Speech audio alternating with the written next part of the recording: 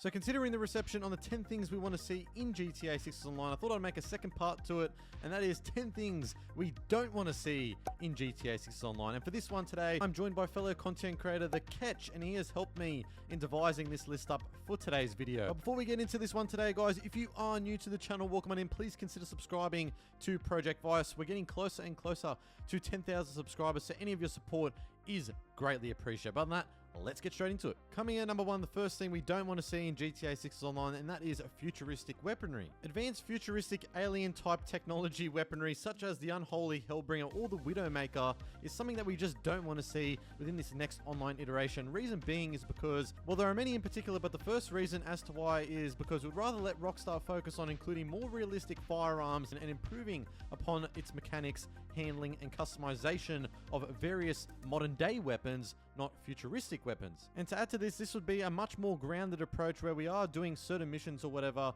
and there's no futuristic weapons involved. It's just all modern day, and it's more of an online crime simulator that reflects the real life of today. And the second reason as to why we don't want to see this is because we want GTA 6's online to go back to grassroots, pretty much like how it was back in the early days, in its heyday in 2013 when online did first come out. Everything was just so much more simple back then. I think with these advanced weapons, everything has just gotten quite a fair bit out of hand, especially as of recent over the last many years in this latter stage of GTA 5 Online's life cycle. Now, whilst outdated, for reference, we'll use it anyways based off the September 22 leaks. It seems like anyways, there's no real indication pointing to advanced or futuristic weapons so far. Obviously, that could change once we learn more information about GTA 6 and of course its next online iteration. Coming up at number 2, futuristic missions. With the introduction of the Doomsday Heist that came out in 2017, obviously that's when we started to see a significant shift in how GTA Online was presented to us at the time. Missions like Rooftop Rumble and other various missions that had much more of a grounded approach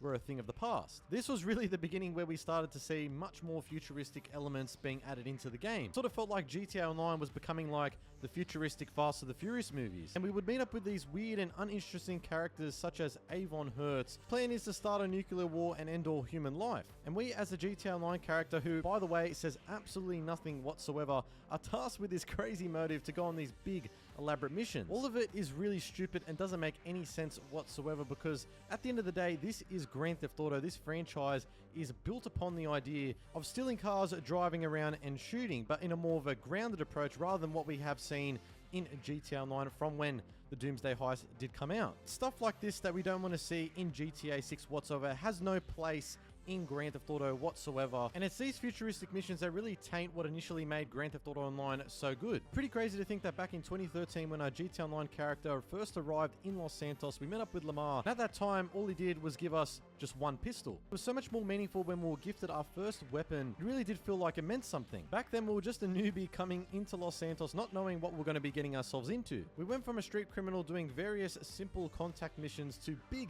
elaborate things like stopping nuclear wars. So in GTA 6 Online, we wanted to return back to grassroots, back to that more grounded approach where we are introduced into this new city, that being Vice City, of course. Now, I'd say the online mode will likely tie into the single player story and introduce new ways for players to interact with this new map, so I'd expect that probably supporting characters from the single player component will probably be within the online component, similar to how it is in GTA 5 Online. But I'd probably speak for the majority of people watching this video right now that are in full agreement saying that they would rather have a much more simple approach where we are perhaps maybe gifted just a handgun or something at the start. We do some little contact missions here and there, but we don't want it to get out of hand like how it has been with the GTA Online as of recent with all these futuristic missions. A much more modern approach reflecting how the real world is the best way to go. Coming in number 3, less grinding. This one is up there in terms of the things that we don't want to see in GTA 6 Online. Having to scrape and claw your way to the top in this fashion, grinding for certain assets, high-end apartments, vehicles, weapons, whatever it may be, repeatedly performing the same style of missions can be an absolute pain in the ass. And not to mention how time-consuming it is as well. Especially like in this example, as you're seeing on screen, when you are selling the nightclub goods to the dealer and you have to deliver it to them in the most slowest of vehicles like a van, or even worse than that, the post-op truck. Rockstar makes it so difficult and grindy to the point where we have to do these certain mundane mundane tasks in order to earn money and progress throughout the world. Now, in my personal opinion, while I'm okay with a certain element of having to be able to grind for certain assets or whatever,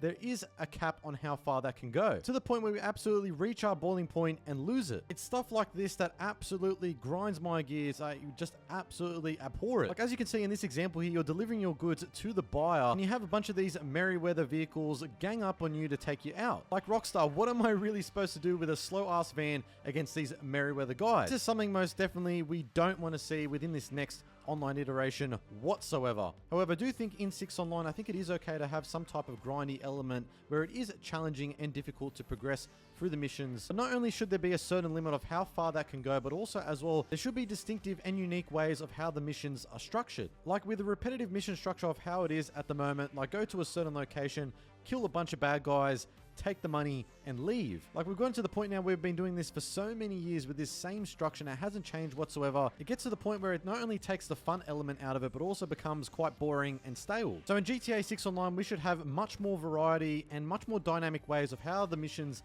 are laid out, how they are structured. Perhaps maybe we'll have to be a little bit more strategic about how we go about certain missions. Obviously, this is quite dependent on how much freedom and how much player agency Rockstar gives us, but hopefully the latter will come to fruition. Coming in number 4, no active map expansions. Pretty crazy to think that ever since 2013, we have been playing on the exact same map. No significant changes have been made to this map whatsoever. There have been some minor things, one example being the fact that the casino finally was completed back in 2018 and had its grand opening. However, in terms of major significant updates like a map expansion or anything like that, it has been the same base GTA 5 map from the first time we booted it up back in 2013. And for the most part, over a decade now, it has stayed the exact same. We did, of course, have the KO Perico heist update that came out in 2020. However, that wasn't a map expansion by any means. All you were doing was missions and the heist over there itself by flying directly over there, performing certain tasks, whether it be the heist setup missions or the heist itself. You couldn't free roam on the island whatsoever. There were parts that were inaccessible, only sections where you had to go to for certain missions. So even though it was cool to explore this island, not necessarily being able to free roam it was quite underwhelming. So when you put it into perspective, it is quite sad that this map has stayed the same for this amount of time, over a decade. With so many DLCs released,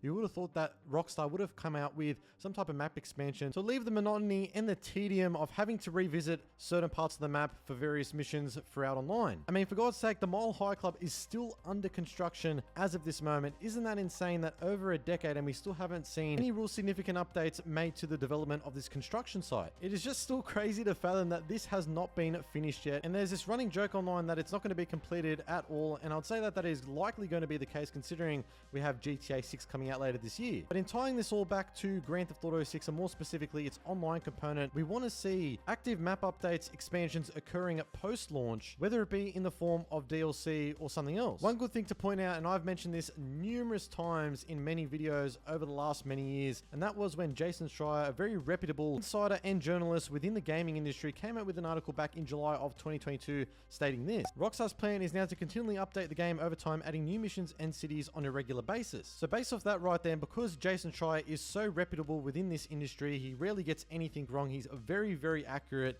then I would say that this is likely going to be the case based off obviously not just what Jason Schreier said, but also what other reports have come out and said as well. I really wouldn't be surprised if Rockstar follows a similar template to what has been seen in Fortnite with the seasonal updates that we have seen within that online live service game. Updates to the base map in Fortnite have been occurring ever since its inception back in 2017. So in 6 Online, an example of a city island that could be featured post-launch DLC after we do get the base map featuring Vice City and the state of Leonida. Then perhaps after this we could see the addition of islands and or cities such as Nassau, Bahamas, or even Havana, Cuba. Considering they are the south of Vice City, the fictional city of Miami, of course, they'd be the most likely inclusions made to the map down south. All in all, with that being said, to summarize this point, it is very likely we are going to be seeing map expansions within 6 Online, so don't fret. I think it is something that we are very much going to be seeing within this next online iteration. This is something I'm very, very hyped to see, as I'm sure you guys are as well. Coming in at number 5, no paid DLCs. Over GTA 5 Online's lifespan, every single DLC that Rockstar have come out with up until present day has not been paid DLC at all. And this is something that fans have been thankful for over the many years, because we haven't been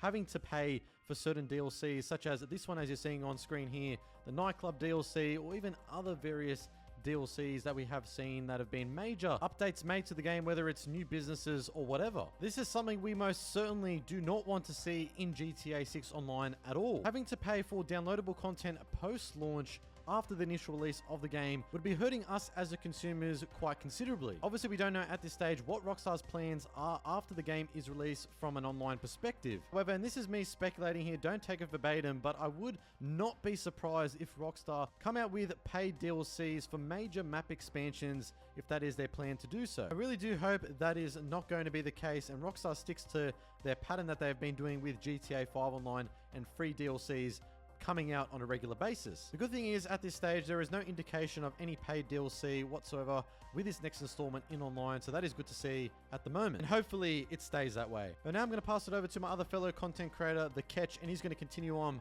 with the rest of the points within this list. Alrighty guys, great to be on the channel. Thanks Project Vice for having me. It is greatly appreciated and also kind of an honor as well. But let's get going guys into 5 things that I think should not be in GTA 6's online. The first thing that should not be coming back to GTA 6's online is the Oppressor Mark II, the Griefer's weapon of choice. It is perhaps the most annoying vehicle ever in GTA Online history, and partly because of how annoying it can be if you're just a solo player trying to sell businesses or just trying to enjoy GTA Online as it's currently stated. But the Oppressor Mark II is the most annoying vehicle that I reckon has ever been created by Rockstar, and it's because of its ability to fly ridiculous amounts of speed across the map, and at one point in time could fire rockets with ridiculous accuracy, taking out people for fun and also destroying people who are just trying to sell their businesses on the side as well. Furthermore, it had a ridiculous price of $8 million, and of course you could get the trade price, which reduced the cost of the Oppressor Mark II down to $6 million, which is fantastic if you've got $6 million. But for most people, when the Oppressor Mark II came out, not many people had that much money, and that's partly because there wasn't as many businesses as there is now in GTA Online, and money was a lot harder to come by. I mentioned that this was the Griefer's weapon of choice, and that's because if you were engaged in a fight with another player in a GTA Online lobby, you could expect the person that was chasing you to have an Oppressor Mark II for sure, and just to be ruining your game, and the only ways of escape was to turn on passive mode or escape the lobby altogether and find a new session. But doing so, if you found a new session, would just mean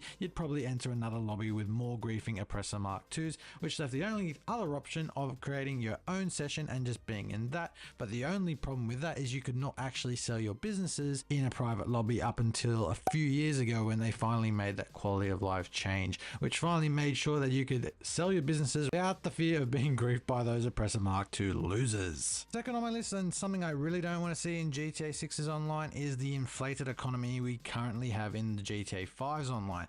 And now the reason I say this is because when GTA Online started back in 2013, prices were relatively affordable, and you could sort of do contact missions and get a good payment from those contact missions that would be able to go towards a high-end apartment. Now back in 2013 we didn't have any businesses, I don't think, at that point in time, so the reality for the GTA Online player back in 2013 was the fact that they could only really do contact missions and races to earn money to buy apartments or to buy cars. So that was the problem that the GTA Online player had back in 2013. But as more and more DLC updates came for GTA Online and more businesses were added to the game, it meant that the market was then inflated, with prices skyrocketing to an unimaginable price, such as prices like the Oppressor Mark II costing $8 million, which is a joke in its own right. Rockstar were forced into this situation because people were now finding ways to get money a lot more easier. With the amount of businesses that were coming into the game, there was a lot more money that was being held in players' bank accounts, and there was also a lot of money glitches as well going on at the time in GTA Online as well. And so I think this was Rockstar's way of saying, if you want something that's going to be overpowered and something that's going to really change the game, then you're going to have to pay the high price for it. But I think moving forward, given Rockstar's new Rage 9 engine, and of course the fact that they're going to utilize a lot more of the updated technology as well, they should be able to sort of wean out a lot of the money glitches. I'm sure people will still find a way to do it, but hopefully this is one way we can avoid a hyperinflated economy in GTA 6's online. Third on my list of things I don't want to see in GTA 6's online is the tedious sell missions for your businesses. Now if you don't know what I mean, I'm mostly pertaining this to the MC Clubhouse missions, and that is because the biker businesses have some of the stupidest sell missions I have ever seen. Case in point, either the post van God, if you've ever done that one, that is ridiculous. Or the garbage truck are the two slowest missions to ever do when selling your biker businesses. I don't know what they were thinking of when they came up with those two missions, but they are just the worst ones to do if you're trying to sell your MC businesses. And partly because the vehicles are slow and that there's no way of being able to improve the speeds of those vehicles or even upgrade those vehicles. So unless you want to tackle almost half an hour of trying to sell your biker businesses by using the post van, my solution to that or suggestion to that would be to just go into a different session and restart the mission. You might lose a little bit of money, but that's a small price to pay for the amount of time you'll save back. And it's not just the biker businesses, there is one in the bunker business as well. It's the one where you got to drop off to 5 different locations on the map and you are constantly being chased by Merryweather the whole time. That's just another annoying time sink of a mission. So I really hope moving forward in GTA 6's online that they remove these kinds of missions. Another thing the GTA 6 online player base should hope for is to have solo heists from the get-go. One of the main problems with GTA Online when it launched back in 2013 is the original heist. Now those heists are fun, like the flicker job with 2 people is really fun and it's a real good intro into doing heists normally, but some of those other heists, particularly the Pacific Standard job at the end, is an absolute joke, particularly that final mission where you got to escape from the police. That mission is so annoying to do with randoms, and one of the main problems that a lot of players had in GTA Online is that they never really had friends online to play with and that they would only play GTA Online while solo. While the original heists were good, I'm really grateful that later on they came out with heists such as the Cayo Perico heist, which you could do solo and earn money just as fast by doing yourself. And I think that is going to be a thing that moves forward for GTA 6's online, the ability to do solo heists by yourself from the get-go rather than having these tedious, sometimes stupid heists where you're enforced to have other people helping you out. And I can't wait to see what happens in GTA 6's online. I'm just hoping we don't see those heists back again. The last thing I don't want to see in GTA 6's online is microtransactions. Now, of course, we all know that this is not going to happen, but I'm going to put it in here anyway because of what it's done to the GTA 5 economy and the GTA Online economy since shark cards and microtransactions were introduced to the GTA Online community and experience. And the main problem with it is that GTA Online, every time a new update came out that introduced new vehicles, businesses and weapons, they were priced so absurdly high that players automatically felt pressured to purchase shark cards with real money currency, of course, just to afford these new vehicles. Now, some of the best cars or weaponized vehicles in some scenarios could cost anywhere upwards of anywhere from 3 to 8 million depending on the price of the vehicle. And now for a casual player, that someone who didn't really play very often or didn't play every day of the week, that meant dozens of hours of grinding, or you could just buy the in-game currency outright. Now me, of course, in GTA Online, I was a grinder. I went through all the businesses from start to finish because there were so many guides out there, particularly during COVID time, that I just followed and was amazed at how fast I could earn money back. Now, of course, it did come with the sacrifice of losing more time, but I did enjoy it because it meant I'd actually earn my rewards instead of having to pay for them.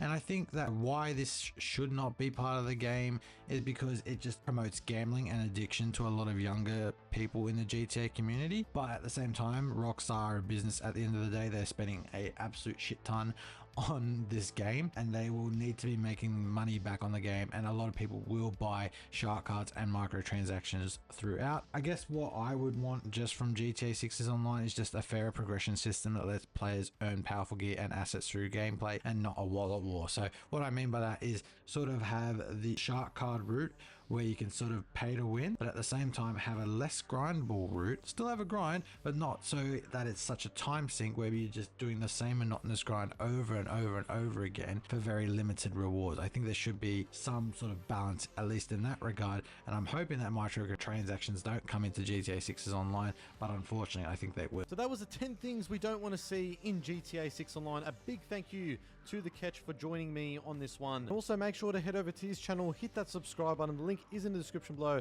and is the pinned comment. I'm sure he'll greatly appreciate it. But now I want to pass it over to you guys down in that comment section below. What do you make of this list? Do you agree, disagree? I want to hear from you guys down there. But as always, if you went on to enjoy this video and found any informative value, please consider subscribing to the channel. Like, and of course, turn on those post notifications so you never miss an upcoming GTA 6 upload. Stay safe. Have a great day, and I am out.